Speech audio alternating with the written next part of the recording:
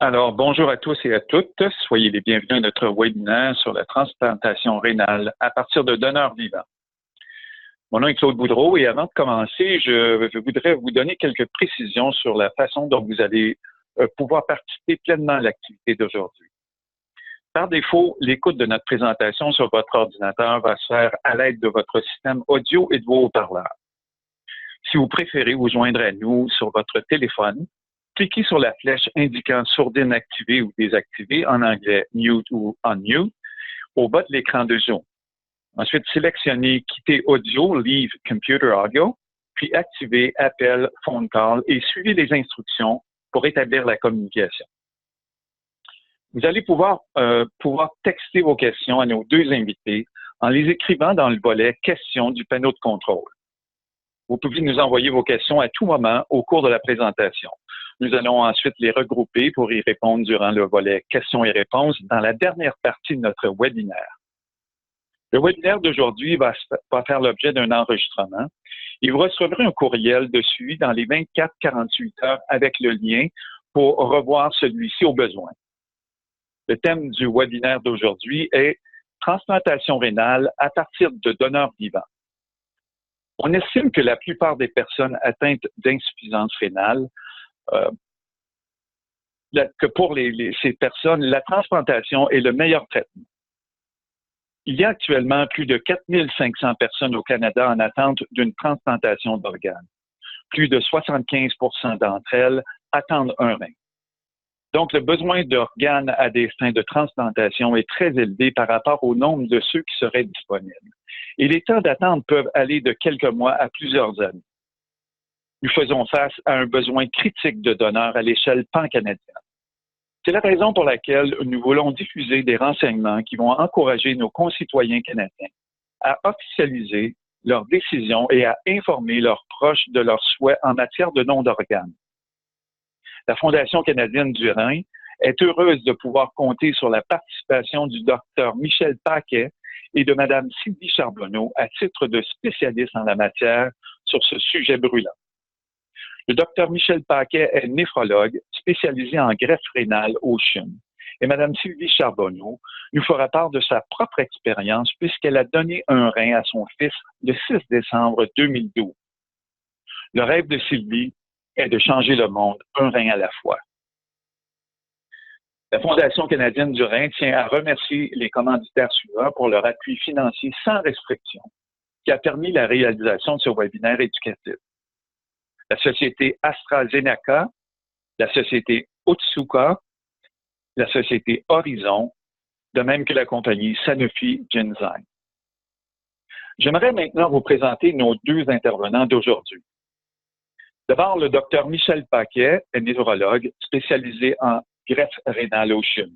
Il est aussi un membre bénévole très actif au sein de la Fondation canadienne du rein, Division du Québec, depuis de nombreuses années.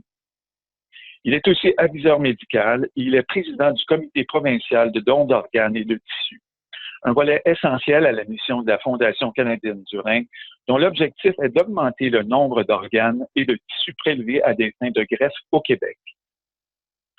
L'importance des dons devient de plus en plus manifeste à mesure que s'allonge la liste des patients en attente d'une greffe.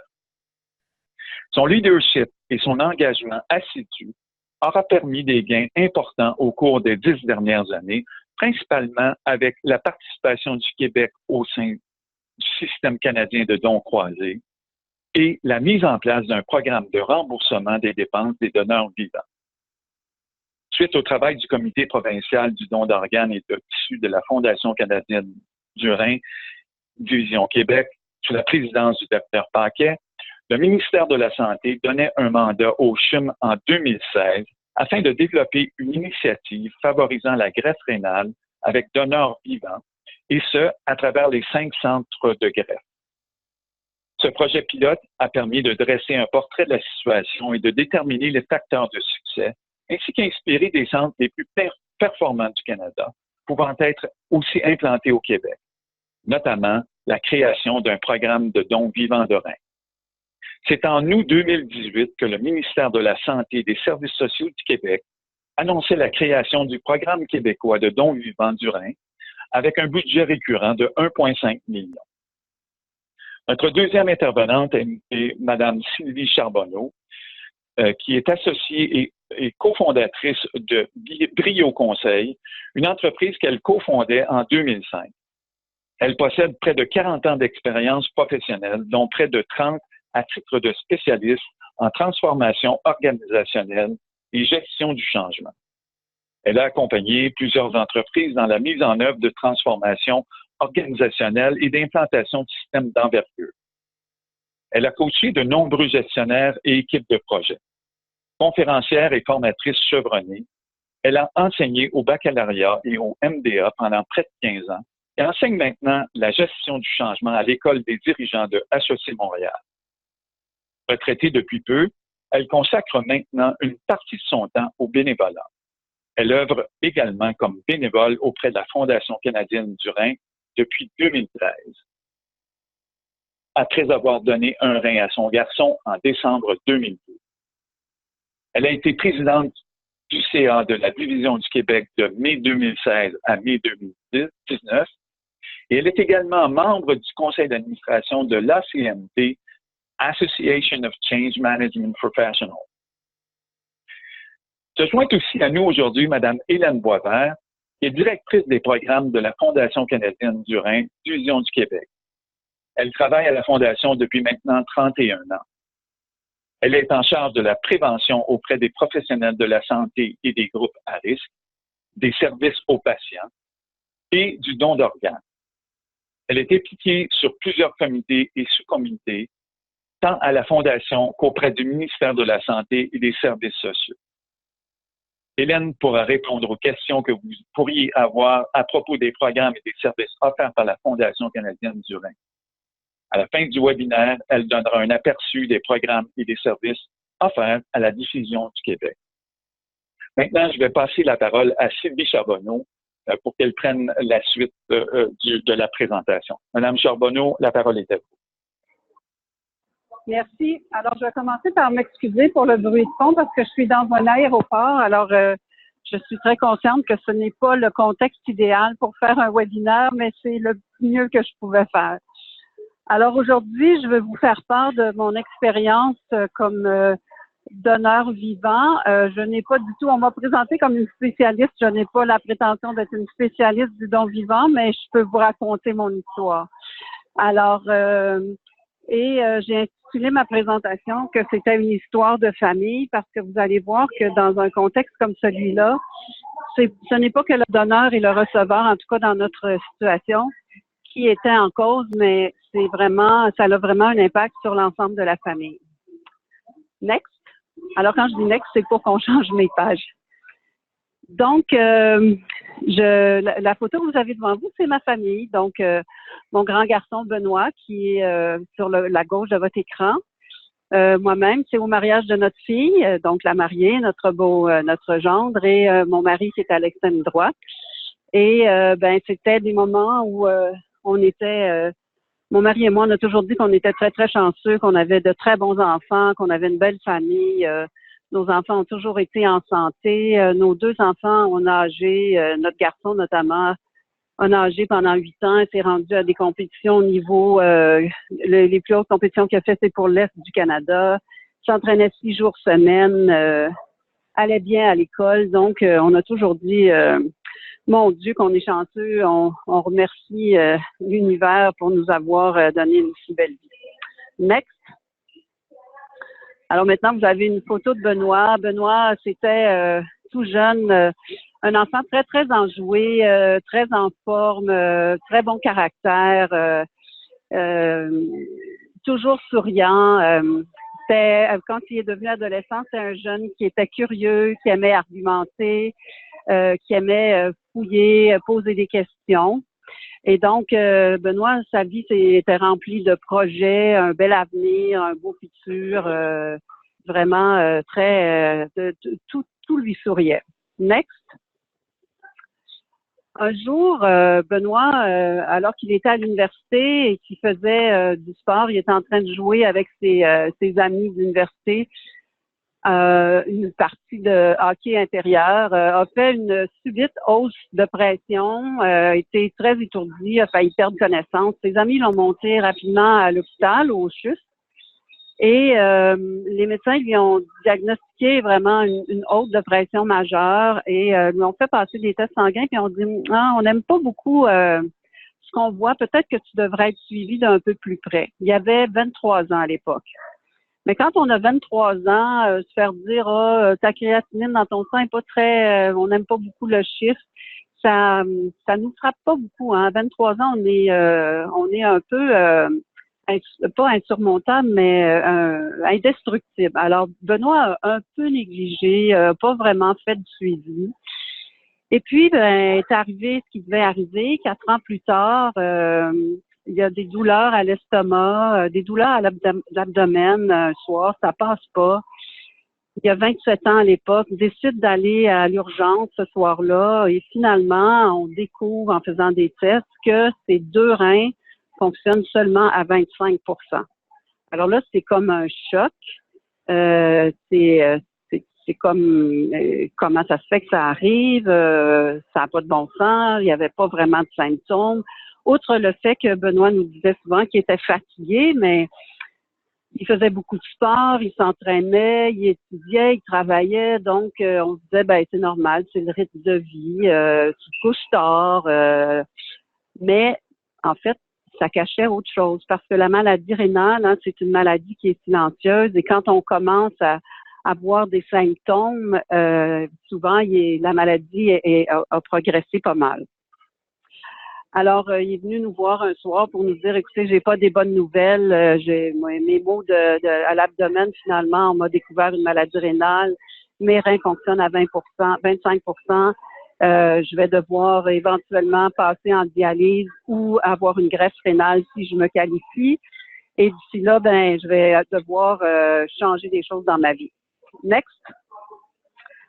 Alors, les changements dans sa vie, c'était entre autres une diète extrêmement sévère. Je pense que la liste d'aliments qu'il devait absorber en quantité infime ou pas absorber du tout, là, faisait quelque chose comme 5 pages. Benoît s'entraînait au water polo à l'époque. Son médecin, son néphrologue lui avait dit, tu peux continuer, mais essaie d'économiser tes énergies. Et donc, juste pour vous donner une idée, Benoît devait, entre autres, minimiser sa quantité de protéines puisque ses reins ne fonctionnaient plus très bien, ne filtraient plus, les protéines, on en a tous besoin, mais quand on en a trop, c'est comme n'importe quoi, c'est nocif. Donc, il pouvait manger l'équivalent de 7 onces de sources de protéines par jour, ce qui voulait dire que s'il mangeait une poitrine de poulet le midi qui faisait 7 onces, c'était fini pour les protéines pour le reste de la journée. Il avait droit à une portion de produits laitiers par jour. Il fallait qu'il évite à peu près tous les fruits et légumes qui contenaient du potassium. Ces légumes, il devait les faire cuire 2 fois dans de l'eau bouillante pendant à peu près 1 heure. Donc, c'était pas très bon. Pour lui, ça a été un gros impact parce que c'est un gourmand de la vie et un gourmand de la nourriture. Donc, ce bout-là, ça a été difficile pour lui. Et moi, je le voyais se dégrader, puis je me disais, mon Dieu, ça n'a pas de bon sens. Je reconnaissais plus mon garçon. D'un garçon très sociable, il est passé à quelqu'un qui se renfermait plus, qui sortait moins parce que il voulait pas parler de sa maladie. Ses amis ne savaient pas qu'il était malade, mais le voyaient maigrir. Il était plus renfrogné. Il voulait pas sortir parce qu'entre autres, il voulait pas expliquer pourquoi il mangeait pas telle affaire, puis pas telle affaire. Il voulait pas se justifier à chaque fois. Donc, ça a été une période très, très difficile. Et moi, je lui avais dit quand il nous a annoncé qu'il y avait une maladie rénale, je lui ai dit, moi, j'aimerais ça essayer de me tester, de me faire qualifier comme donneur. Donc, pendant cette période-là, je ne pouvais pas faire grand-chose parce que on attend que les reins se soient assez dégradés avant de passer par la greffe. Donc, j'avais pas encore commencé le processus de qualification de greffe rénale. Next. Et puis, un soir, alors que je me souviendrai toujours de ce soir-là, on était, mon mari et moi, dans une soirée de la chambre de commerce. La copine de Benoît à l'époque nous appelle et nous dit « Benoît est à l'urgence, je pense que vous devriez venir ». Il avait passé des tests sanguins. Là, les gens qui sont en pré-dialyse passent des tests sanguins régulièrement. Et son médecin l'avait appelé pour lui dire, écoute, tu rentres à l'hôpital, je sais pas où t'es, il était à Granby, puis tu t'en viens tout de suite à Charlemagne, ton taux de potassium est extrêmement élevé, tu es à risque de faire un arrêt cardiaque. Alors, quand on a 27 ans, on pense pas à ça. Oui, il faisait attention à son alimentation, il faisait attention à maintenir son niveau d'énergie. Mais se faire dire, tu es à risque de faire un arrêt cardiaque, je peux vous dire que pour le grand de 27 ans et pour les parents, c'était probablement ce qui nous a le plus ouvert les yeux sur ce que ça voulait dire, la maladie rénale. Et là, on a pris, je pense, encore plus, on a compris encore plus tout le sérieux qui entourait la maladie rénale. Alors, pas longtemps après ça, next, Benoît est devenu de plus en plus nerveux. Chaque fois qu'on sortait, s'il y avait quelque chose que c'était pas moi ou lui qui avait mis dans son assiette, il faisait des crises d'anxiété. Et donc là, on s'est dit, on enclenche le processus. Moi, je lève la main. Je veux me qualifier comme donneur vivant. Et mon mari s'était offert aussi. Et donc, on a entrepris tout le processus. On a été chanceux. On était tous les deux compatibles. On a commencé à faire les examens. Et finalement, quand est arrivé les examens pour la santé rénale, mes reins étaient en meilleure santé, avaient un meilleur taux de filtration que ceux de mon mari. Donc, c'est moi qui ai poursuivi le processus. Et je pense que quand on embarque dans un processus comme celui-là, on le fait beaucoup parce que on le fait par amour, on le fait parce qu'on tient à la personne qui est malade. Moi, je le disais souvent, les gens me disaient, mon Dieu, que t'es courageuse. Puis je disais, non, je suis égoïste, moi, je veux retrouver mon fils. C'est un geste de maman. Dans mon cas, pour d'autres, ça va être un geste d'ami. Mais il faut savoir dans quoi on s'embarque dans ce processus-là. C'est un processus qui, dans notre cas, a pris à peu près 1 an. J'ai été examinée des pieds à la tête et du bras gauche au bras droit, donc de haut en bas, de gauche à droite, complètement.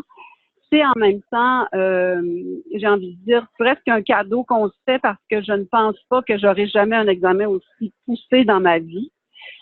Pour être donneur vivant, il faut être en très, très bonne santé. On ne peut pas se mettre à risque pour aider quelqu'un d'autre.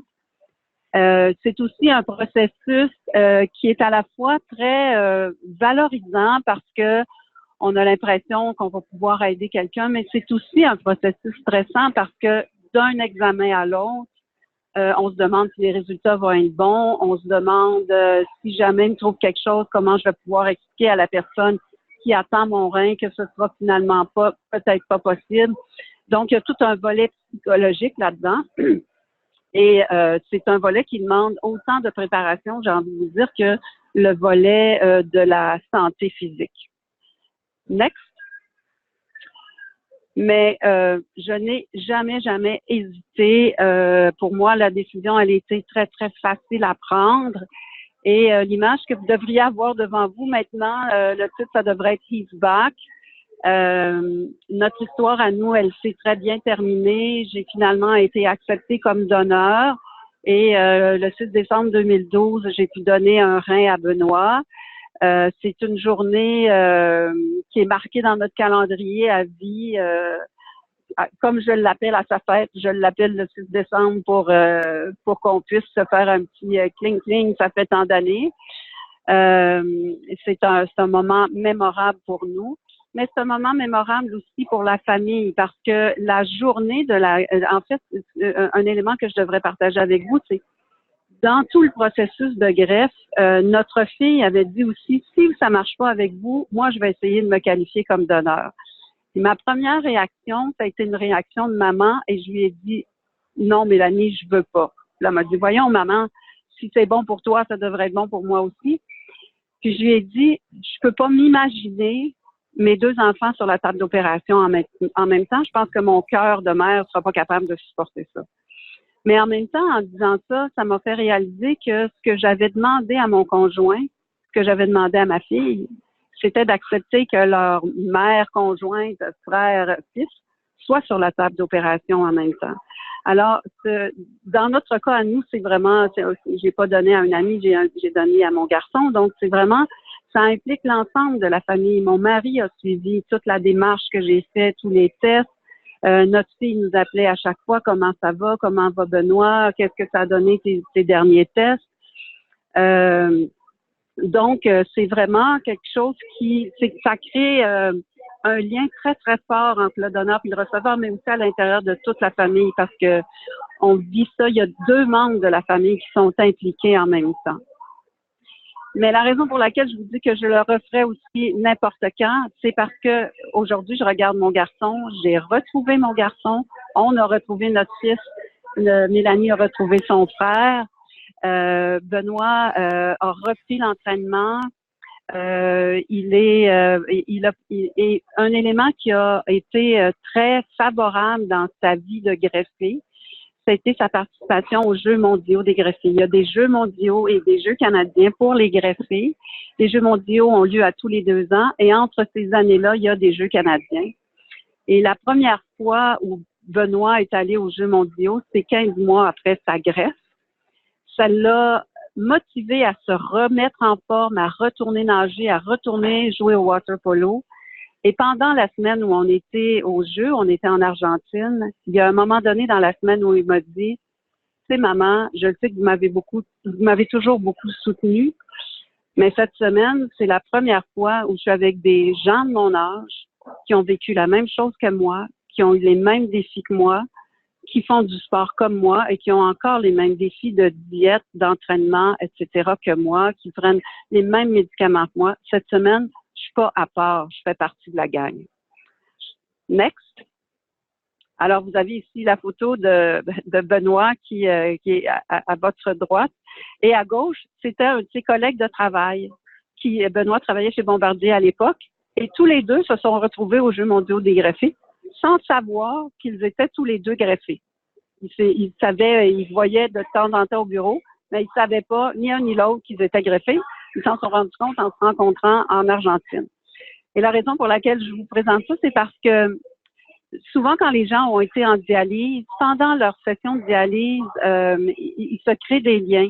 Et les gens vivent un deuil quand ils sont greffés après. Alors, c'est important qu'après la greffe, les gens continuent à avoir ce réseau d'entraide, de soutien, de compréhension, parce que même si nous, les parents, les amis, on est près d'eux, on n'a pas vécu ce qu'ils ont vécu. Donc, de se retrouver dans des événements, que ce soit les jeux, que ce soit autre chose, c'est important pour eux. Next. Et ça continue. Cet été, Benoît va retourner aux Jeux des greffés. Ce sera sa 3e participation. C'est toujours quelque chose qui le motive, qui fait en sorte qu'il continue à vouloir se maintenir en forme. Il a aujourd'hui une vue différente sur la vie, sur la qualité de la santé. Et je rajouterais à ça que moi, comme donneur, ça m'a aussi ouvert les yeux. Quand je suis allée aux Jeux en Argentine, j'étais là comme spectateur. Et je voyais tous ces gens-là il y en a là-dedans qui sont greffés du cœur, greffés pulmonaires, beaucoup qui sont greffés du rein, évidemment. Et je me disais, ces gens-là ont vécu la maladie, il y en a qui ont été proches de mourir. Puis moi, j'ai toujours été en santé, puis je fais pas vraiment d'efforts pour me maintenir en forme. Ça m'a permis de réaliser à quel point la santé, c'est précieux, puis c'est un cadeau dont il faut prendre soin. Alors, je me suis remise à l'entraînement et depuis 2 éditions, les Jeux mondiaux des greffés acceptent aussi les donneurs vivants et les représentants de familles de donneurs décédés. Donc, cet été, pour la 2e édition, je vais participer aux Jeux. Et je vous raconte ça pour vous dire que dans le fond, au-delà d'avoir retrouvé mon fils, j'ai aussi repris ma santé en main. Je suis beaucoup plus en forme qu'il y a 5 ans. Je m'entraîne 3 fois par semaine. J'ai perdu du poids. Et donc, pour moi, l'expérience de donneur vivant, c'était au-delà du don, une expérience qui m'a permis de reprendre ma santé en main, même si je n'étais pas malade, mais de reprendre conscience à quel point la santé est quelque chose de précieux dans la vie et quelque chose dont on doit tellement prendre soin. Next. La photo que vous avez devant vous maintenant, c'est quelqu'un qui est en dialyse et je voudrais finir par deux messages. Dans le fond, le don vivant est une expérience humaine extraordinaire, autant je pense pour le greffier que pour le donneur. Ça nécessite de la préparation physique, ça nécessite de la préparation mentale. Ça représente un risque de, entre autres, de déception pour le donneur potentiel si jamais il n'est pas choisi. Mais ça nous fait prendre conscience aussi que une greffe, ce n'est pas éternel. Benoît a été greffé il y avait 30 ans. Il aura sûrement besoin d'une autre greffe éventuellement dans sa vie. Donc, c'est important de continuer à en parler. Et c'est pour ça que moi, je m'implique à la Fondation du Rhin parce que je pense que c'est extrêmement important. Next.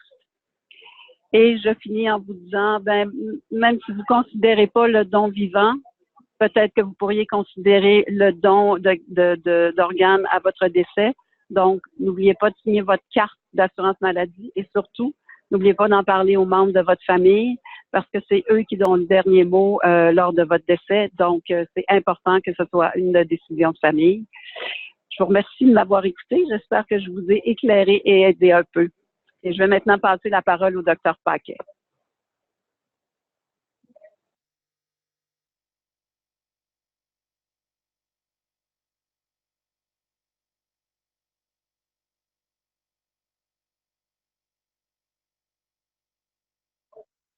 Allô?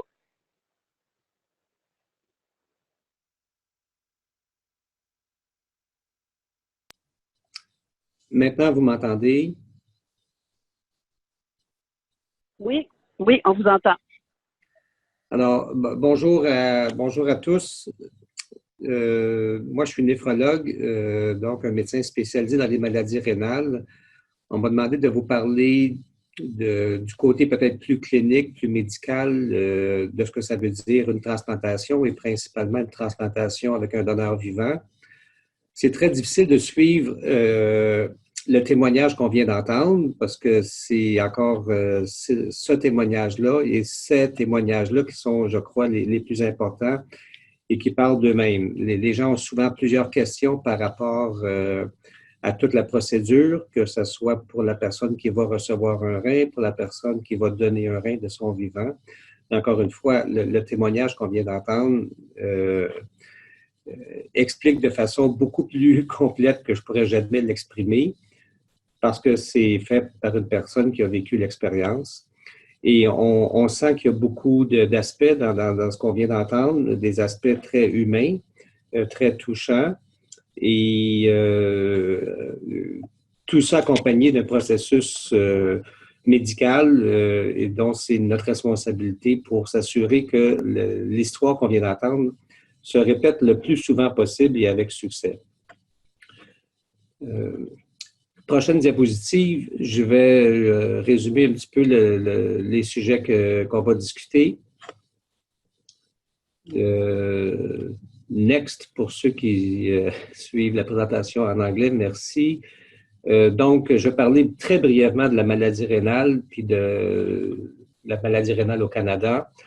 Quelles sont les différentes options pour les personnes qui sont atteintes de façon sévère de la maladie rénale, c'est-à-dire la dialyse ou la transplantation, et aller sans doute dans le vif du sujet, c'est-à-dire parler de la transplantation rénale avec un donneur vivant, toujours à la comparant avec la transplantation rénale avec un rein prélevé chez une personne décédée. On va parler des avantages que ça comporte pour la personne qui reçoit, mais on va aussi parler des risques, s'il y en a, et il y en a quand même, des risques pour la personne qui fait un don de rein de son vivant. Parler brièvement de ce qu'on appelait auparavant des donneurs et des receveurs incompatibles. Cette définition-là est en train de changer parce qu'il y a maintenant des solutions et des options, même quand les donneurs et les receveurs sont soi-disant incompatibles. Et l'effort qui est fait à travers tout le Québec et aussi à travers le Canada pour augmenter le nombre de greffes rénales qui sont effectuées à partir de donneurs vivants. Next. Donc, brièvement, la maladie rénale au Canada, Madame Charbonneau nous l'a bien expliqué, comment son fils avait eu des symptômes qui étaient plutôt vagues, qui n'étaient pas précis. Et après quelques analyses, les médecins ont constaté que la fonction rénale chez lui était très diminuée. Effectivement, la maladie rénale donne en général peu de symptômes à ses débuts et quand les symptômes arrivent, la maladie est très, très avancée.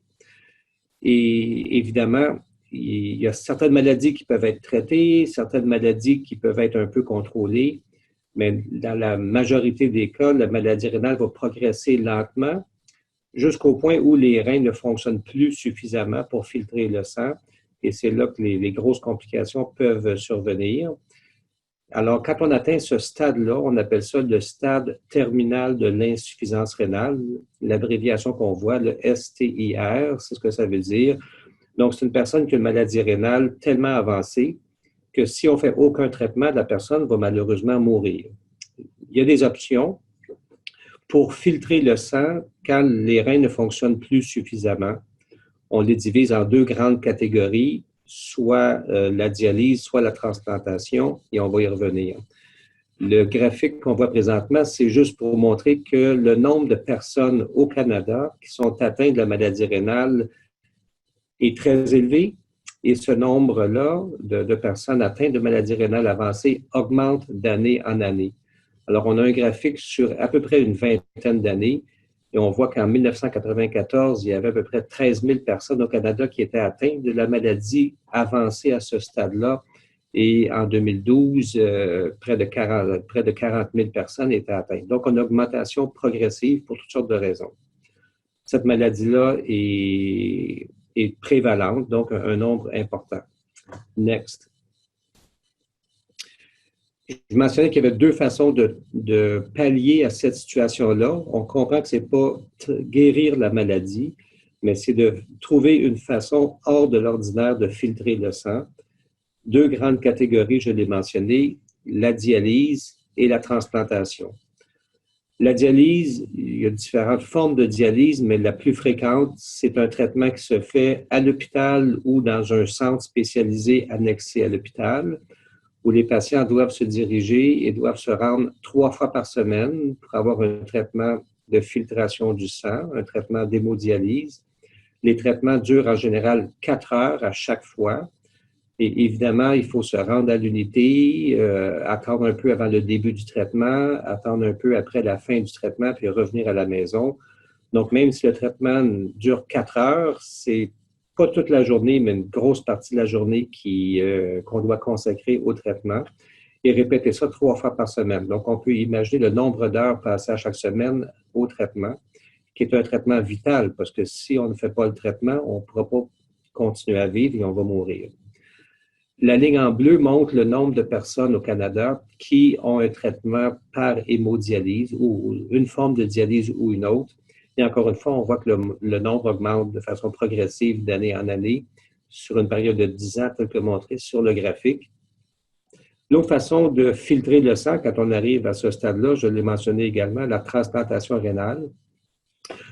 On va en parler plus en détail, mais effectivement, le nombre de personnes qui sont transplantées au Canada aussi augmente de façon importante d'année en année. Donc, sur le même graphique, sur une période de 10 ans, on voit que le nombre de personnes qui ont présentement un rein qui est greffé et qui fonctionne a augmenté de l'ordre de 12 000 personnes au Canada en 2004 et de l'ordre de 18 000 personnes au Canada en 2013. J'attire votre attention sur deux observations sur ce graphique-là. Un, que le nombre augmente progressivement. Et deux, c'est que les deux courbes ou les deux lignes plutôt sont parallèles et ne se rejoignent pas. Si on avait suffisamment de reins disponibles pour la transplantation, bien, la ligne orange pourrait rejoindre la ligne bleue. Mais on a deux courbes, deux lignes qui sont parallèles et qui ne se rejoignent pas. Donc, ce que ça veut dire, c'est qu'on n'a pas suffisamment d'organes présentement, pas suffisamment de reins pour faire les transplantations rénales pour satisfaire aux besoins. Next. Alors, si on maintient la comparaison entre ces deux formes de traitement-là, la transplantation d'une part et la dialyse d'autre part, on voit qu'il y a de grandes différences. Ici, on voit que la maladie rénale, j'ai mentionné qu'il n'y avait pas de traitement pour la guérir, mais qu'il y avait une façon de filtrer le sang. Même si cette technique-là existe, malheureusement, il y a des complications qui peuvent survenir avec cette technique-là et le taux de survie des patients qui sont en hémodialyse est malheureusement relativement limité. Les courbes qu'on voit ici, c'est ce qu'on appelle des courbes de survie de 0 à 5 ans pour des patients qui sont en dialyse et différents groupes d'âge. On va prendre la courbe du milieu, les losanges orange, donc les personnes de 55 à 64 ans, c'est le segment de la population chez qui on voit le plus grand nombre d'arrivées en dialyse. Alors, on voit que le taux de survie à 5 ans est entre 50 et 60 %. Ça veut dire qu'une personne de cet âge-là qui commence la dialyse, 5 ans plus tard, la moitié ou près ne seront malheureusement plus vivants. Donc, c'est une maladie grave, une maladie mortelle, malgré les traitements qui existent.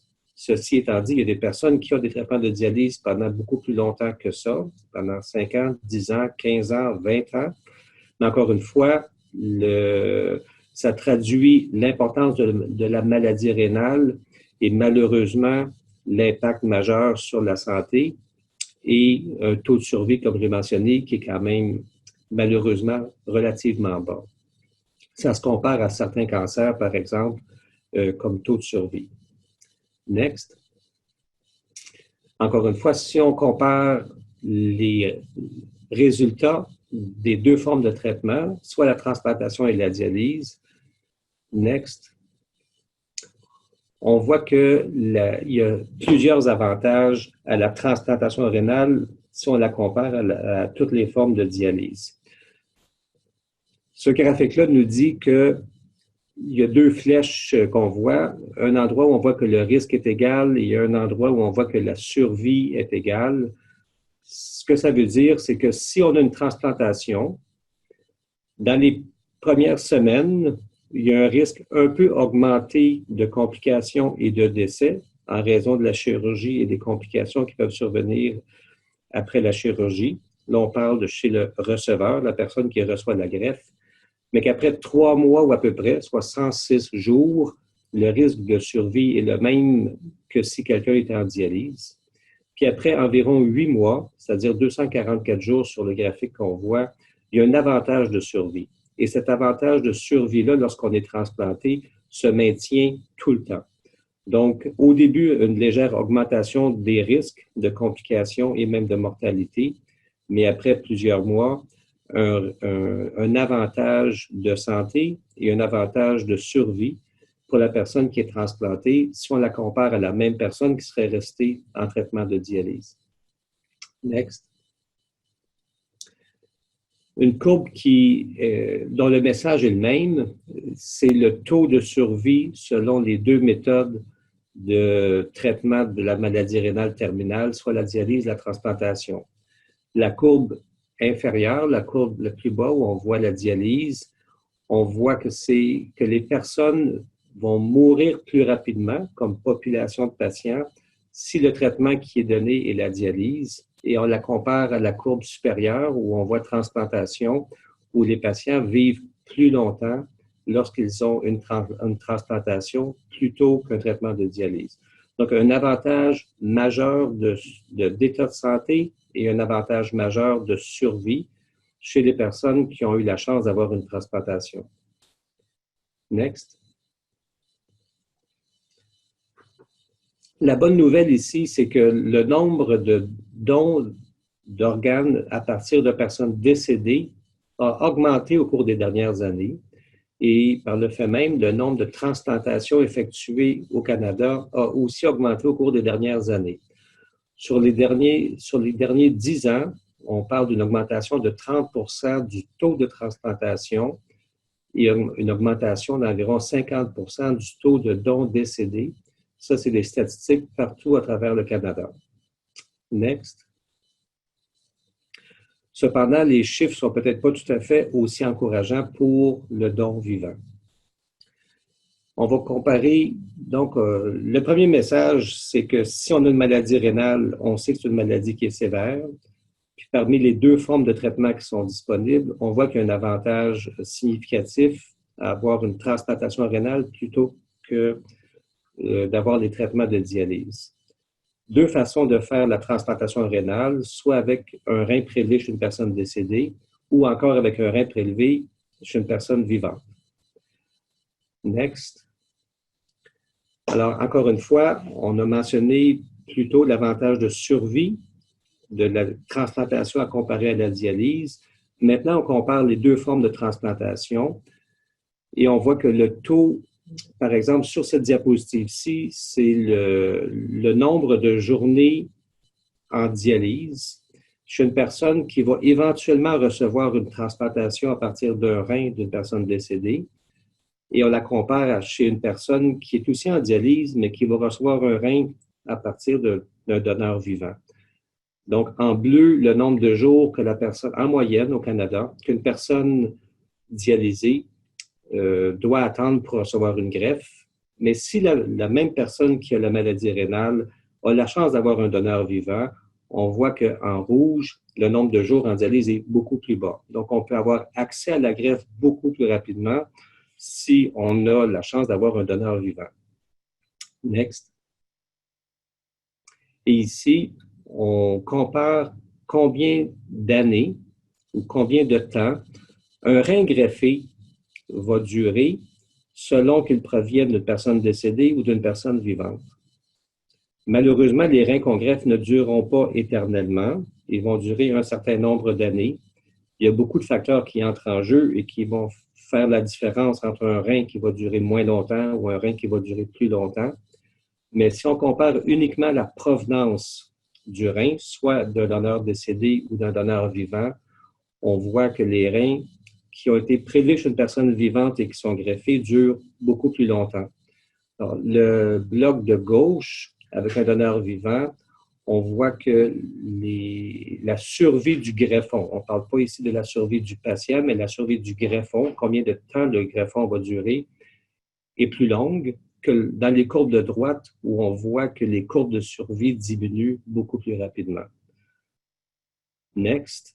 La même statistique exprimée différemment, on voit qu'en moyenne, si on compare 5 ans après la greffe, 89% des reins greffés à partir d'un donneur vivant sont toujours présents et fonctionnels, tandis que si le rein était prélevé chez une personne décédée, 82,6% des reins fonctionnent toujours. Encore une fois, une différence. Si on traduit ces statistiques-là en espérance de durée de temps pour un rein greffé, on dit que la moyenne de temps qu'un rein va durer est d'autour de 12 ans si le rein provient d'une personne décédée, mais plutôt autour de 20 ans si le rein vient d'une personne vivante. Next. Ici, on résume une liste de plusieurs avantages de la transplantation avec un donneur vivant lorsqu'on la compare avec une transplantation d'un rein prélevé chez une personne décédée. Rapidement, meilleure fonction du greffon. Le rein a une meilleure efficacité de filtration. On l'a mentionné, le rein dure plus longtemps, donc meilleure espérance de vie du greffon. On attend moins longtemps pour la greffe, donc moins de jours en dialyse. Meilleure reprise de fonction, c'est qu'immédiatement après la greffe, les reins de donneur vivant fonctionnent plus rapidement. Il y a la possibilité d'éviter complètement la dialyse. Si une personne a une maladie rénale et s'approche du moment où on a besoin de la dialyse, parfois on peut faire l'évaluation du donneur de façon synchrone en même temps et faire en sorte que la greffe peut avoir lieu avant même de commencer la dialyse. Donc, il y a moyen d'éviter complètement la dialyse si on a un donneur vivant. On peut planifier évidemment la greffe en fonction des besoins et des disponibilités. Puis, il faut se rappeler que plus on fait de greffe avec des donneurs vivants, bien, plus ça rend les organes disponibles qui ont été prélevés chez les donneurs décédés pour ceux qui n'ont malheureusement pas de donneur vivant. Donc, même ceux qui n'ont pas de donneur vivant ont un certain avantage si on augmente le nombre de greffes qu'on fait avec des reins d'une personne vivante. Next. Ici, je parle du coût de la dialyse à comparer au coût de la transplantation. Ce n'est pas pour cette raison-là qu'on veut augmenter le nombre de greffes en général ou le nombre de greffes avec donneur vivant, mais c'est quand même un facteur important. On dit que les coûts totaux, tous les coûts confondus, les coûts reliés à l'hôpital, les coûts reliés aux médicaments, les coûts reliés aux visites, pour une personne qui est en traitement d'hémodialyse, autour de 55 à 60 000 $ par année. Pour une personne qui est transplantée, entre 6 000 et 8 000 $ par année. Donc, une économie directe d'environ 50 000 $ par année par patient, si on compare les deux formes de traitement. Next. Alors, si on veut, par exemple, augmenter de façon significative au Québec, on va en parler à la fin de la présentation, mais on va augmenter de 50 greffes par année avec les donneurs vivants. Alors, on voit immédiatement que c'est une économie directe de 25 millions de dollars sur une dizaine d'années, et en plus, des reins qui vont durer plus longtemps. Next. Alors, j'ai parlé des nombreux avantages de la greffe à comparer à la dialyse. J'ai parlé des nombreux avantages de la greffe avec un rein d'une personne vivante à comparer à une greffe avec une personne décédée. Mais on se pose toujours la question, est-ce que c'est vraiment sécuritaire pour la personne qui donne? Madame Charbonneau nous a expliqué le processus auquel elle a dû passer pour les nombreux examens.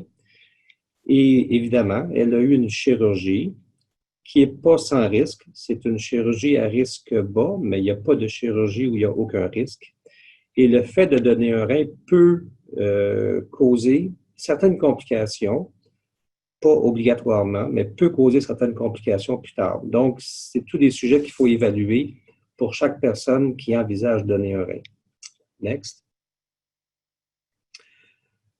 Je ne passerai pas par toutes les conséquences en tant que telles, mais mentionner les plus importantes, c'est-à-dire qu'en donnant un rein, la personne qui a donné un rein, sa fonction rénale, après avoir donné le rein, sa fonction rénale est un peu diminuée.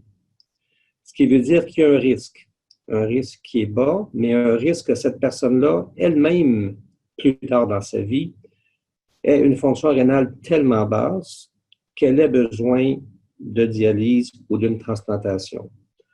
Ce risque-là est évalué de l'ordre de 0,3 à 0,5 %. Encore une fois, plusieurs facteurs sont pris en compte pour évaluer quel est le risque. Mais c'est quand même un risque qui est présent, mais qui est très bas. On dit que le risque, si on compare une personne en bonne santé qui donne un rein, son risque de se retrouver en dialyse est à peu près 10 fois plus grand que la même personne en bonne santé qui ne donne pas de rein. Donc, on augmente le risque un peu. Par contre, le risque absolu de se retrouver dans cette situation-là, il demeure toujours très bas, toujours moins de 1 %. On mentionne de l'ordre de 0,3 à 0,5 %. Next. Il y a un risque également associé à la chirurgie en tant que telle. J'ai mentionné qu'il n'y a pas de chirurgie sans aucun risque. Ici, on donne un ordre de grandeur du risque de décéder de la chirurgie pour différents types de chirurgie. Le premier en haut, c'est ce qu'on appelle une néphrectomie, c'est enlever un rein, pas pour un don vivant, mais enlever un rein parce qu'il y a une maladie rénale dans le rein. Le risque de mortalité est de 260 sur 10 000 patients qui vont être opérés. Si on compare ça à d'autres chirurgies, par exemple, ce qu'on appelle une cholécystectomie, c'est enlever la vésicule biliaire, le risque est beaucoup plus bas, 18 décès par 10 000 chirurgies. Des chirurgies que certains vont considérer plutôt banales, la liposuction ou une césarienne, le risque de décéder est de l'ordre de 3 à 10 ou 20 sur 10 000. Puis on arrive au don vivant. Donc, le don vivant, quand on a la chirurgie pour donner un rein, le risque de décéder est de 3 sur 10 000. Donc, beaucoup plus bas que les autres chirurgies que j'ai mentionnées plus tôt. Juste pour comparaison, un accouchement normal, le risque de décès n'est pas 0, mais il est évidemment très bas, de l'ordre de 1 sur 10 000. Le message, c'est qu'il n'y a pas de procédure, il n'y a pas de chirurgie sans risque, mais dans ce cas-ci, le risque est excessivement bas quand on compare à d'autres procédures courantes. Next. Alors, qui peut donner un rein de son vivant? Alors, c'est la première ligne qui est la plus importante, ça prend un individu en bonne santé. Je mentionne en bonne santé, je ne dis pas en excellente ou je ne dis pas, ça ne prend pas un athlète olympique. Quelqu'un qui est en bonne santé, qui n'a pas de conditions médicales sérieuses.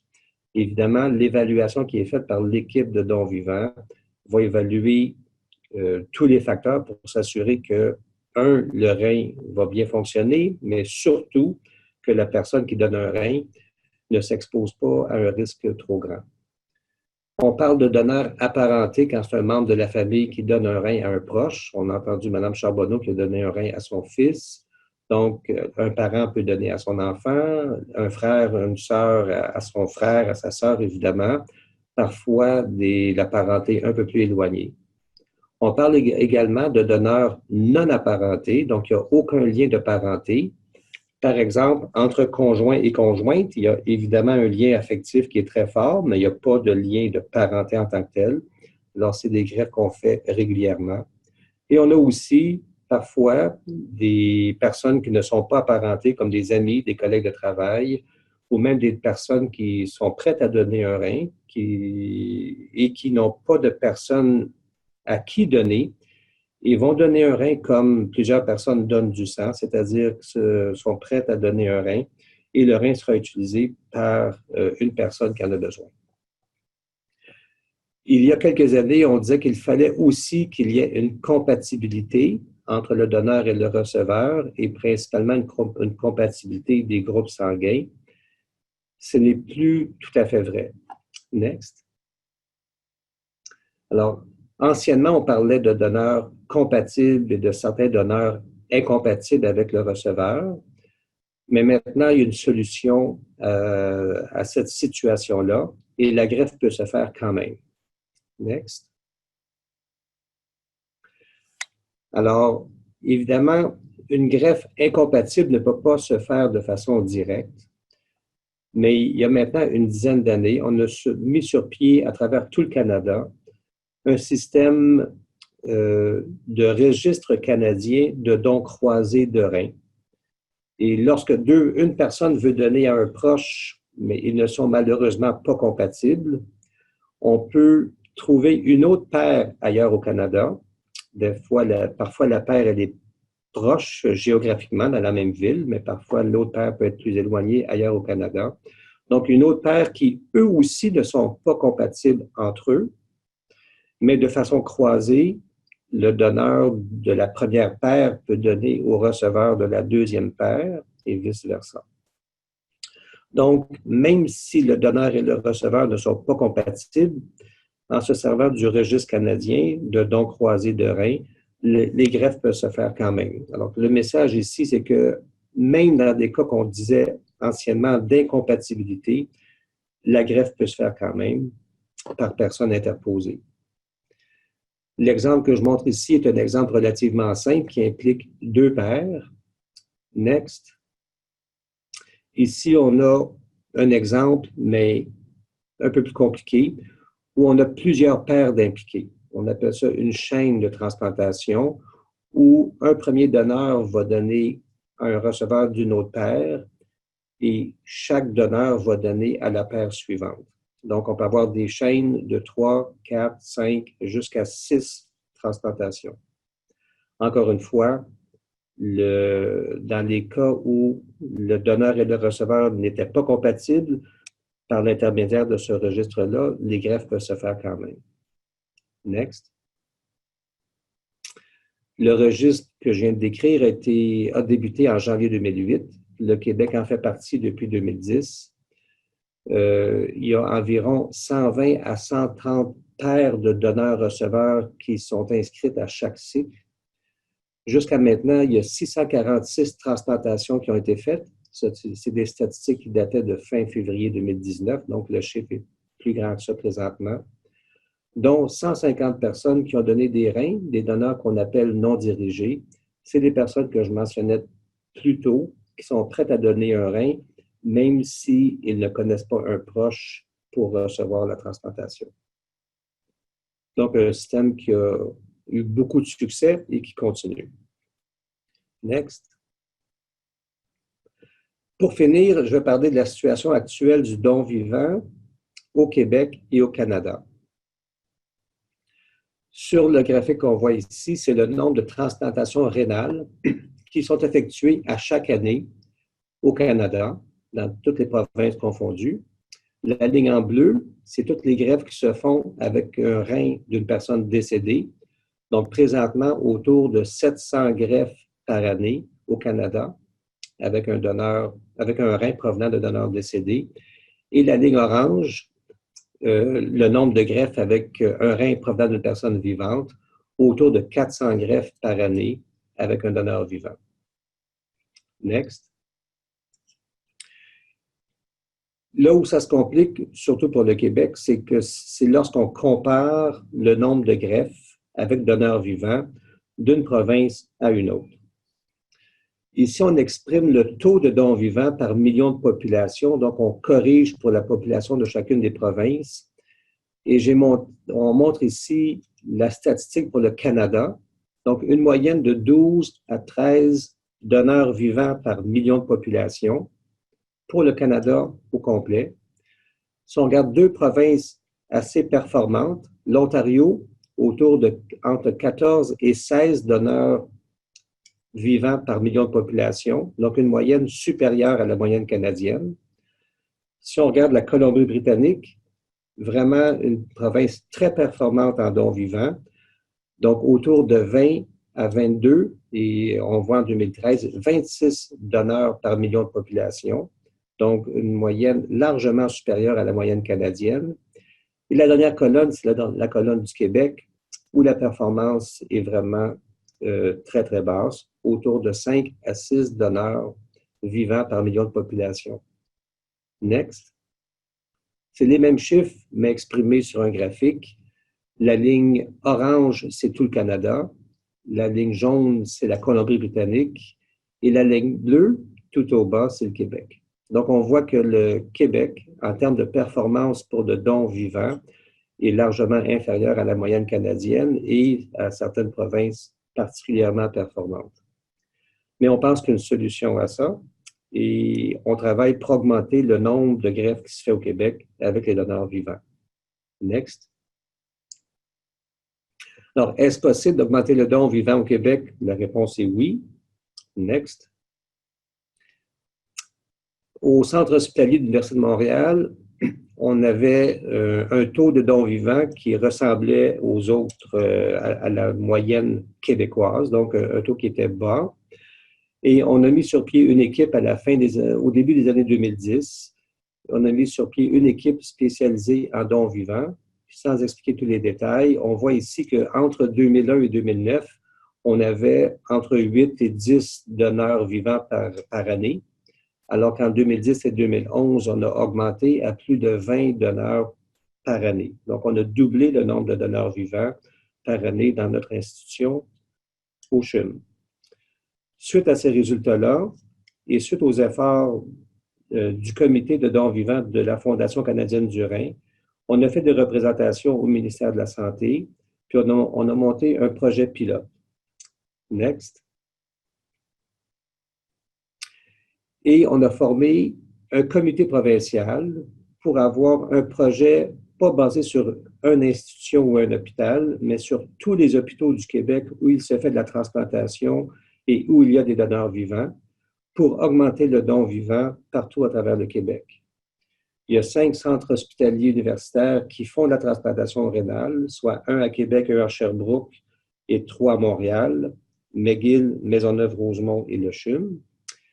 Et ceci en collaboration avec la Fondation canadienne du rein, avec Transplant Québec et des ministères et des représentants du ministère de la Santé du Québec. Next. Ici, on fait un résumé des principaux axes d'amélioration, ce qui va nous permettre d'augmenter le don vivant, c'est-à-dire d'en faire la promotion. Ce qu'on fait aujourd'hui, c'est exactement ça, d'en parler pour que les gens et les patients et leurs proches connaissent cette option-là et qu'on puisse y avoir accès. L'axe 2, c'est de rendre le processus d'évaluation du donneur le plus efficace possible. Madame Charbonneau nous a mentionné que l'évaluation, en tout et partout, avait pris près d'1 an. Ça peut être beaucoup plus rapide que ça, donc on travaille à optimiser le processus. L'axe 3, c'est de s'assurer que tous les centres du Québec utilisent les mêmes outils standardisés dans un souci d'amélioration et d'efficacité. L'axe 4, c'est de développer un système informatique pour gérer toute l'information, encore une fois, pour rendre le processus le plus efficace possible. Et l'axe 5, d'avoir une structure québécoise d'organisation et de gouvernance provinciale. Next. Donc, j'ai mentionné les 5 centres hospitaliers du Québec où il se fait de la greffe avec du donneur vivant. Notre comité, il y a des représentants de chacun des centres hospitaliers, des patients greffés, des donneurs vivants, des infirmières spécialisées en dons vivants, des néphrologues en transplantation et une dame qui est notre chargée de projet, Mme Amal Amadache.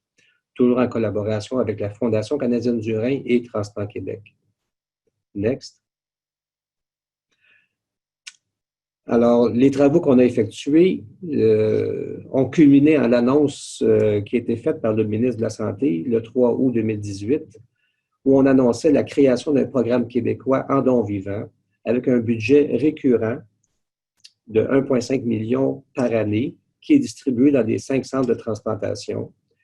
Et d'autres aspects, j'en ai pas parlé à date, mais un programme de remboursement des dépenses pour les donneurs vivants pour s'assurer que donner un rein soit financièrement neutre. Next.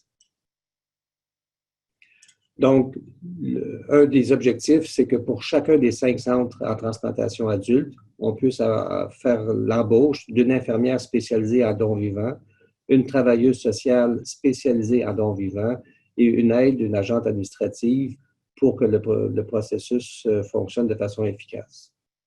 Suivant. Next.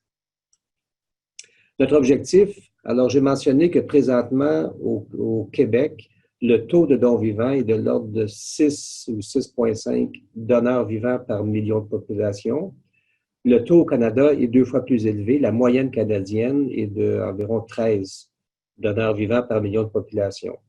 Alors, l'objectif, c'était d'ici 3 ans d'atteindre la moyenne canadienne, qui est autour de 15 à 16 donneurs vivants par million de population, et d'ici 5 ans, dépasser ce taux-là. Je suis convaincu que c'est un objectif qui est réaliste, c'est un objectif qu'on peut atteindre. Et avec la création du programme québécois qui est annoncé par le ministère de la Santé, je suis convaincu qu'on va pouvoir atteindre ces objectifs-là. Suivant. En résumé, les derniers messages. La maladie rénale est une maladie grave. Les options qui s'offrent aux patients atteints de la maladie rénale sont quand même limitées. Soit la dialyse, soit la transplantation. La transplantation rénale avec donneur vivant, c'est le traitement qui offre les meilleurs résultats. Alors, si on nous demandait si on a différentes options de traitement et on les compare, mais le traitement qui est largement supérieur, c'est la transplantation avec un donneur vivant et, si possible, avant même d'avoir commencé la dialyse. Je suis convaincu que cette option-là devrait être présentée et devrait être discutée avec tous les patients qui ont une maladie rénale et qui progressent. On doit en parler tôt dans le processus pour que le message soit clair et qu'on puisse identifier des donneurs potentiels chez les proches le plus rapidement possible. Il faut en parler tôt aux patients et à leurs proches. Il faut que le message soit clair chez les professionnels de la santé pour qu'il le devienne clair également chez les patients atteints de la maladie et leurs proches. Ce devrait être le don vivant d'abord. Je vais terminer ici. Et ça me fera plaisir de répondre à des questions si jamais il y en a. Merci. Alors, merci à vous, Dr. Paquet et Mme Charbonneau. Nous allons commencer à répondre aux questions qui nous ont été transmises en ligne durant la présentation. Et je vous rappelle que vous pouvez toujours nous soumettre vos questions par l'entremise du volet questions, question and answer, juste dans le bas de votre écran, dans le panneau de contrôle de Zoom. Alors, j'ai une première question de l'auditoire qui est Le Canada bénéficie d'un nombre record de donneurs en 2016. Comment expliquez-vous cela? Alors, peut-être que cette question pourrait s'adresser au docteur Paquet. Alors, les augmentations récentes qu'il y a eu en dons d'organes ont été principalement en dons à partir de chez des personnes décédées. Donc, il y a une structure qui a été mise en place à travers le Canada. Certaines provinces ont été plus rapides que d'autres. Je dois mentionner que le Québec a toujours très, très bien performé en termes de dons décédés, de donneurs décédés. Il s'agit d'identifier les donneurs potentiels et d'avoir une structure en place qui fonctionne bien. Il y a beaucoup d'efforts qui ont été mis en place, encore une fois, dont la création de postes dans plusieurs centres hospitaliers de médecins responsables en dons décédés. Et encore une fois, qu'il y ait une identification précoce de certains donneurs potentiels, d'une approche humaine avec les familles des donneurs décédés, afin d'avoir un taux d'acceptation le plus élevé possible lorsque l'option de fin de vie, c'est-à-dire le don d'organes, soit abordée. Si on prend exemple sur l'approche organisationnelle qui a été faite en don décédé, l'approche qu'on compte faire en don vivant est pas la même, mais quand même semblable. Et si on compare ce qui se fait dans les provinces performantes, j'ai mentionné l'Ontario, j'ai mentionné la Colombie-Britannique, là je parle du don vivant, c'est l'approche qu'ils ont pris d'avoir des personnes responsables d'un programme spécifique en don vivant. Alors, en 2016, évidemment, il y a des fluctuations d'une année à l'autre, mais on voit que quand même, en don décédé, une augmentation stable, mais une augmentation d'année en année en nombre de donneurs décédés. Malheureusement, il n'y a pas eu d'augmentation en nombre de donneurs vivants à travers le Canada dans les dernières années. Mais comme j'ai mentionné, il y a un effort au Québec, mais il y a aussi un effort à travers le Canada pour augmenter le don vivant partout. Merci, docteur. Une autre question nous est parvenue. Pourquoi les délais d'attente pour un rein sont-ils différents selon les régions du pays? Encore une fois, oui. Là, on parle sans doute de délais d'attente pour la greffe à partir de donneurs décédés. C'est là où on a peut-être plus de statistiques, mais ça pourrait sans doute s'appliquer également aux dons vivants. Et le premier commentaire, c'est que c'est inacceptable, mais c'est un fait. Alors, dépendamment de différentes régions, dépendamment des ressources sans doute qui sont disponibles ou qui sont moins dans différentes régions à l'intérieur d'une même province ou d'une province à l'autre, malheureusement, l'accessibilité à la transplantation n'est pas la même et c'est une des priorités des comités nationaux en don d'organes et en transplantation de s'assurer que toutes les régions, que toutes les cultures aient un accès égal à cette option de transplantation. La raison est complexe. Les solutions ne sont pas simples, mais c'est quand même un objectif de s'assurer que tous les patients à travers le Canada aient un accès égal aux différents traitements, incluant la transplantation. Alors, j'ai une question pour Mme Sylvie Charbonneau. Madame Charbonneau, que diriez-vous aux personnes qui envisagent une transplantation d'organes provenant d'un donneur vivant? Vous avez cette expérience, je suis sûr que vous allez être anxieuse de nous la partager. Alors, est-ce que la question, c'est qu'est-ce que je dirais à un donneur ou à un receveur potentiel? Pourquoi pas les deux? D'accord. Ben, je dirais aux donneurs potentiels que c'est une expérience humaine comme on en vit rarement dans notre vie, mais il faut embarquer dans cette aventure-là les deux yeux ouverts parce que c'est un investissement investissement aussi. Je le disais tantôt, le processus pour moi a pris une année. J'ai passé plusieurs examens médicaux, électrocardiogramme, radio des poumons, analyse en médecine nucléaire de la fonction rénale, des prises de sang, donc et j'en passe, mammographie, colonoscopie. Donc, ça nécessite un investissement. On peut abandonner, on peut arrêter le processus en tout temps. Hein. On peut décider qu'en cours de route, on ne veut pas faire ça. Il y a un impact psychologique aussi parce que chaque fois qu'on passe un test, on espère que le test va être bon. Donc, ça pour dire qu'il faut embarquer là-dedans en étant bien préparé. Je l'ai dit et je le répète encore, moi, je le referais n'importe quand, mais je suis allée chercher du soutien. C'est-à-dire que j'ai parlé à un collègue de travail qui avait donné un rein à sa nièce. Je voulais savoir dans quoi je m'embarquais. J'ai parlé à un papa dont la petite fille avait reçu un rein. Je voulais savoir comme parent comment j'allais vivre ça. Donc, bien se préparer physiquement, psychologiquement et s'entourer, ne pas avoir peur d'aller poser des questions, d'aller chercher de l'aide, des réponses auprès de gens qui ont vécu la même expérience puis qui peuvent nous soutenir pendant ce processus-là. C'est aussi quelque chose de très, très aidant. Et sur ce point-là, ben, la Fondation peut vous aider à vous mettre, la Fondation canadienne du rein peut vous aider à vous mettre en relation avec des personnes qui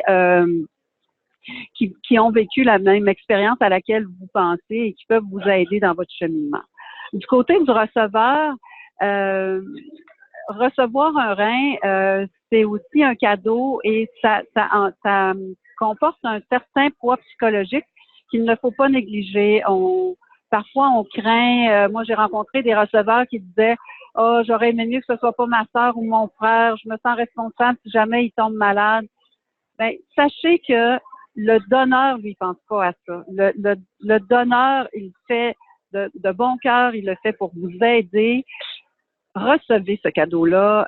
Ne vous empêchez pas. Je dis ça, là, je me souviens de quelqu'un que j'ai rencontré qui disait, moi, si j'avais eu le choix entre le rein de ma sœur et le rein d'une personne décédée, j'aurais pris le rein décédé. Je voulais pas porter le poids du risque que ma sœur encourait. Ben, nous, les donneurs, je pense pas qu'on pense à ça. Alors, recevez ce cadeau-là, prenez-le, mais vous aussi, allez chercher de l'aide, allez parler à des gens qui ont vécu la même expérience que vous, c'est très, très aidant. Puis mon dernier message, c'est une expérience de vie qui ne se compare à peu près à rien d'autre, peut-être sauf un accouchement. Merci, Madame Charbonneau. Une autre question. Bonjour, je suis de Trois-Rivières et mon néphrologue n'a pas fait le transfert de mon dossier assez rapidement dans un centre de greffe. Ainsi, je devrais probablement passer par la dialyse alors que j'aurais pu avoir un don vivant.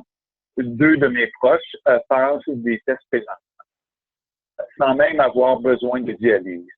Je comprends donc qu'en région, les néphrologues devaient être sensibilisés à transférer plus rapidement leurs patients dans un centre de greffe. J'ai été transféré alors que j'en étais qu'à 10% de fonctionnement rénal. Et pourtant, j'ai été suivi par un néphrologue depuis mon enfance et j'ai maintenant 46. Alors, j'assume que la question est pour Dr. Paquet. La parole est à vous. Oui, bien, merci pour votre question. Première chose, ce que vous décrivez, je l'entends trop souvent. Je l'entends pas uniquement chez les personnes qui vivent dans des régions ou intermédiaires comme vous, dans la région de Trois-Rivières ou même dans des régions éloignées. Ça arrive aussi à des personnes qui habitent dans les grands centres. Et je vais parler plus de la solution que du problème, parce que le problème n'est peut-être pas intéressant à discuter, mais la solution, c'est exactement ce qu'on fait aujourd'hui. L'option de greffe avec donneur vivant, à mon avis, n'est pas suffisamment discutée, et ce, à tous les niveaux.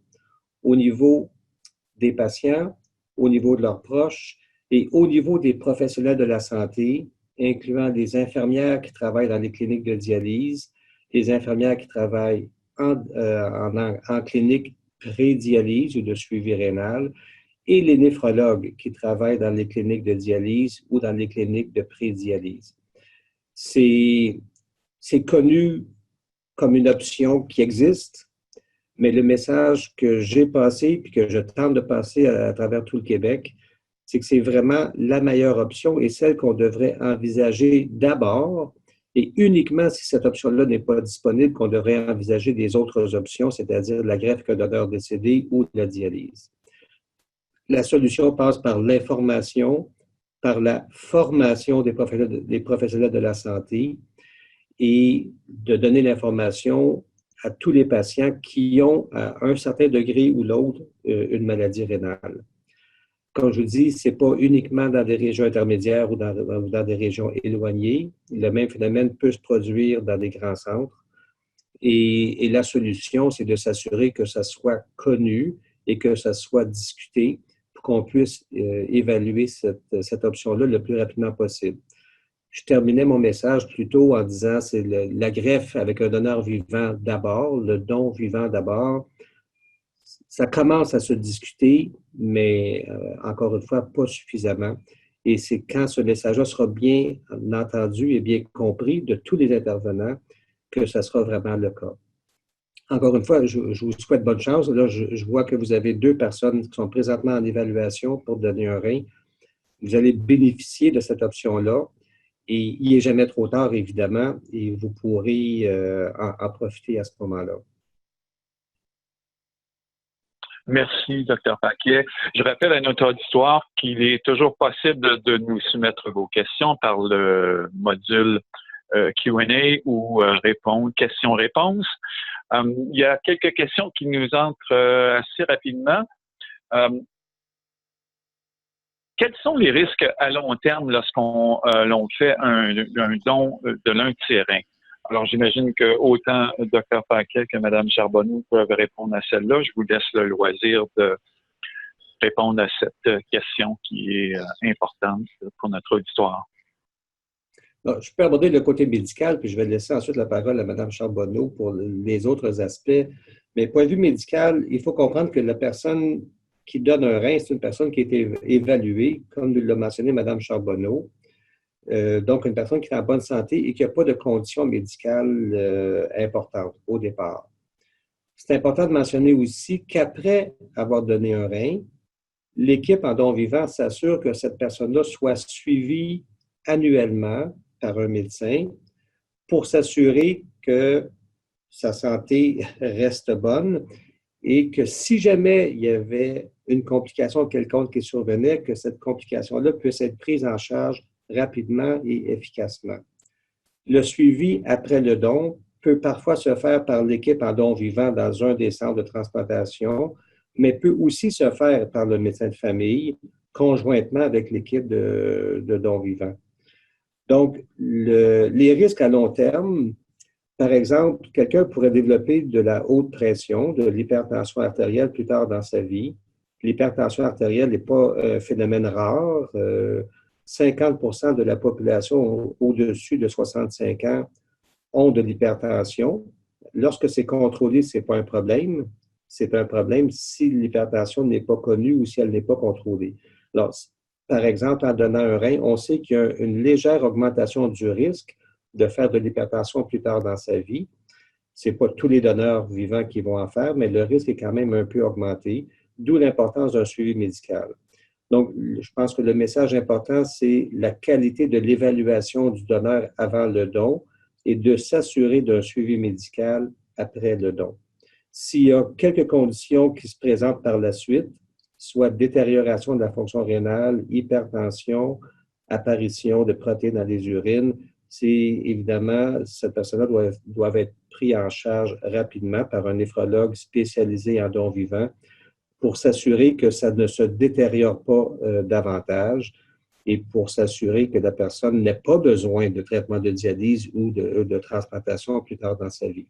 Encore une fois, c'est la qualité du suivi qui va faire en sorte que le risque, il est là, mais le risque sera contrôlé et le suivi sera assuré. Je laisse la parole à Mme Charbonneau. Alors, je seconde ce que le docteur Paquet vient de dire. Moi, j'ai un suivi médical annuel. J'ai aussi accepté d'embarquer dans une étude, dans une recherche pour justement évaluer l'impact du don d'organes sur la fonction, la pression artérielle. Je peux vous dire que tous les cas sont différents, mais dans mon cas, ma pression, elle est aussi bonne qu'avant. J'ai 62 ans, donc je suis dans un groupe qui commence à être plus à risque sur le plan de l'hypertension, mais pour moi, ça n'a rien changé. J'ai envie de vous dire que cette aventure-là, je le mentionnais tantôt, m'a fait prendre conscience de l'importance de me garder en forme, de me garder en santé. Donc, pour moi, ça a été un impact positif, je dirais. L'autre impact peut-être qui est que je n'ai pas vécu, mais que je pourrais éventuellement vivre, c'est il y a toujours l'ombre du rejet qui plane. Benoît a été greffé à 30 ans. La durée de vie moyenne d'un greffon de don vivant, c'est 20 ans. Donc, son néphrologue lui disait, à l'âge où tu as été greffé, il y a de fortes chances que tu aies à être greffé une autre fois dans ta vie. Et donc, je ne sais pas comment je vivrai psychologiquement ce jour-là, le jour où il devra nous annoncer que maintenant le greffon ne fonctionne plus. Alors, il y a un risque là, j'imagine. Mais je sais pas comment je vivrai ça, mais je sais qu'il y a ce risque-là sur le plan psychologique où j'aurai probablement à cette période-là un deuil à faire moi aussi. Merci à vous deux. J'ai une question ici en deux volets. Je vous la propose. Il nous reste à peu près une dizaine de minutes au webinaire et nous avons encore plusieurs questions à répondre. Donc, j'essaie de joindre ces questions-là. Que se passe-t-il si les lieux de résidence d'un donneur et d'un receveur jumelés sont éloignés? Ça, c'est le premier volet. Et qui est complémentaire à ça, les programmes de dons provenant des donneurs vivants et de dons croisés existent-ils dans toutes les provinces? Alors, la question est à vous. Oui, alors oui, effectivement, le système de dons croisés existe dans toutes les provinces du Canada. Il faut comprendre que dans les provinces maritimes, il y a une seule province où se fait la transplantation, c'est en Nouvelle-Écosse, à Halifax. Par contre, toutes les provinces maritimes, Terre-Neuve, Île-Prince-Édouard, Nouveau-Brunswick, tous leurs patients qui nécessitent une greffe ou toute personne qui veut donner un rein va participer au programme, sauf que la chirurgie en tant que telle va se faire dans une seule province, à Halifax, là, en Nouvelle-Écosse.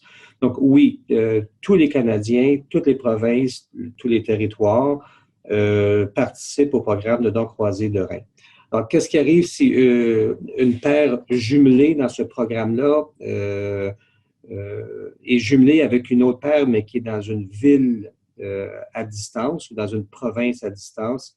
Alors, il y a deux façons. Jusqu'à maintenant, dans la majorité des cas, mais c'est appelé à changer, mais jusqu'à maintenant, dans la majorité des cas, la personne qui donne le rein de son vivant va se déplacer dans la ville où la transplantation aura lieu. Par exemple, si une paire à Montréal un donneur veut donner à son receveur, mais ils sont incompatibles, ils participent au programme de dons croisés. Alors, si le donneur est attitré à un receveur dans une autre province, le donneur va voyager dans cette province-là pour aller donner le rein. Alors, toute la communauté de transplantation au Canada, on se connaît. Le donneur va voyager quelques jours, un jour ou 2 jours avant la chirurgie pour rencontrer l'équipe là-bas. La chirurgie a lieu là-bas.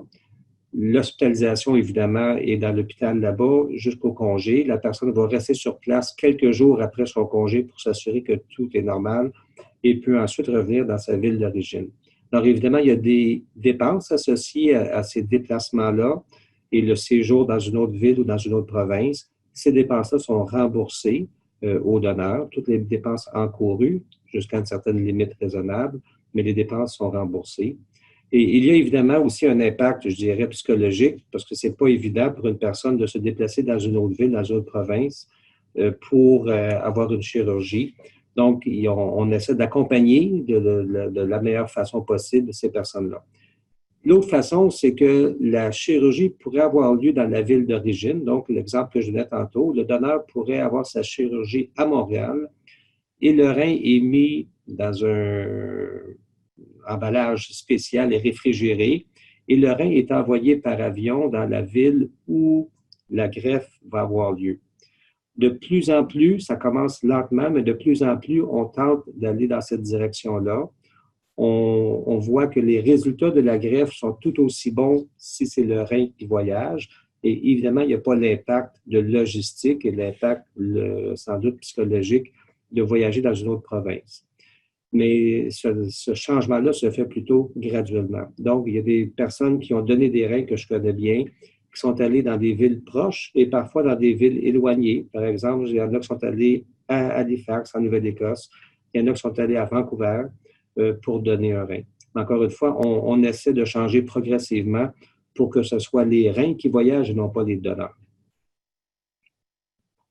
Merci, Dr. Paquet. Il nous reste 5 minutes et j'ai trois questions qui nous sont encore parvenues de l'auditoire. La première question est la suivante. Quelle a été la durée de la chaîne de dons croisés de reins, DCR, la plus longue dont vous avez entendu parler? Alors, au Canada, pour des raisons de logistique, on a mis une limite à une chaîne d'une longueur de 6 transplantations. Encore une fois, c'est pour des raisons de logistique. Il faut comprendre que plus la chaîne est longue, plus la logistique est complexe.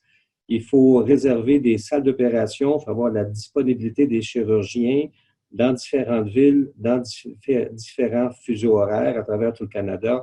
C'est évidemment pas facile. L'accessibilité au bloc opératoire, elle n'est pas facile au Québec, mais rassurez-vous, elle n'est pas plus facile dans les autres provinces canadiennes. Donc, on a mis une limite à 6 transplantations.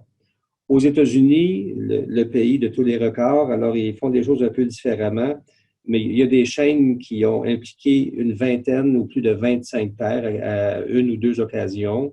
Mais le principe est un peu différemment, puis ces chaînes-là sont échelonnées sur plusieurs mois, tandis que les chaînes qui sont complétées ici au Canada, en général, sont complétées sur 2 ou 3 jours, quelquefois quelques jours de plus. Merci. 2 dernières questions rapides qui pourront probablement être répondues par Mme Charbonneau. La convalescence dure combien de temps, Mme Charbonneau? Dans mon cas, on a été opéré le jeudi et moi, je suis sortie de l'hôpital le dimanche. Bien sûr, dans la semaine qui a suivi, je marchais pas vite. Et je suis pas retournée travailler tout de suite. Moi, je suis retournée travailler 3 semaines et demie après, mais c'est pas la moyenne. La moyenne des gens que je connais qui ont donné un rein, ils ont plutôt été en convalescence de 2 à 3 mois. Je pense qu'une des choses qui est très aidante, c'est de bien écouter les consignes du chirurgien puis du néphrologue. Quand moi, j'avais parlé avec un de mes collègues qui avait donné son rein, il m'avait dit, tu vas voir, ils vont te dire, marche, lève-toi tous les jours, marche un peu. J'ai eu beaucoup d'aide chez moi. Mon mari, ma fille, tous les jours m'accompagnait et disait, bon, ben c'est le temps, on s'en va prendre une marche. C'est pas facile au début, mais je pense que ça a fait partie du fait que moi, j'ai relevé très, très rapidement. Mais c'est différent d'une personne à l'autre. Merci. Je dois maintenant vous aviser que nous sommes au terme de ce webinaire qui a été fort intéressant et j'aimerais vous remercier, Mme Charbonneau et le Dr. Paquet. Dr. Paquet, nous avons actuellement une question, elle pourra peut-être vous être transmise. On parlait de la durée moyenne de la greffe. Je pense, si je me souviens bien, on parlait de 20 ans. On pourra me corriger si le cas échéant. Maintenant, Hélène Boisvert, directrice des programmes de la Fondation canadienne du rein, division du Québec, vous fera le mot de la fin. Sur ce, je vous souhaite une excellente fin de soirée. Merci à vous tous. Au revoir.